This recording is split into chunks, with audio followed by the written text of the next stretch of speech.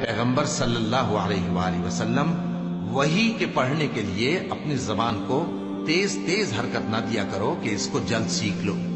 اس کا جمع کرنا اور پڑھانا ہمارے ذمے ہے. سو جب ہم اسے پڑھا کریں تو تم اس کو سنا کرو اور پھر اسی طرح پڑھا کرو.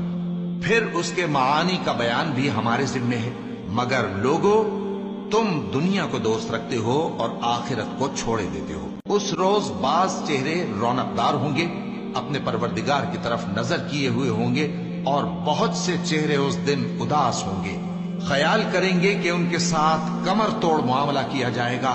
ہاں، جب جان گلے تک پہنچ جائے اور لوگ کہنے لگیں اس وقت کون جھاڑ پھونک کرنے والا ہے، اور اس جاں بلب نے سمجھا کہ اب جدائی کا وقت ہے اور پنڈلی سے پنڈلی لپٹ جائے، اس دن تجھ کو اپنے پروردگار کی طرف کھینچے چلے چلنا ہے. پھر ایسے مغرور نے نہ تو پیغمبر صلی اللہ علیہ وآلہ وسلم کو سچا جانا اور نہ نماز پڑھی، لیکن جھٹلایا اور منہ پھیر لیا.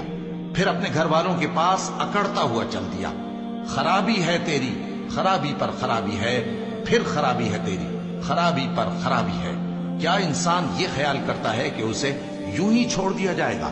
کیا وہ منی کا جو ٹپکائی جاتی ہے ایک قطرہ نہ تھا، پھر لوتھڑا ہوا، پھر اللہ نے اس کو بنایا، سو اس کے اعضاء کو درست کیا، پھر اس کی دو قسمیں بنائیں، مرد اور عورت.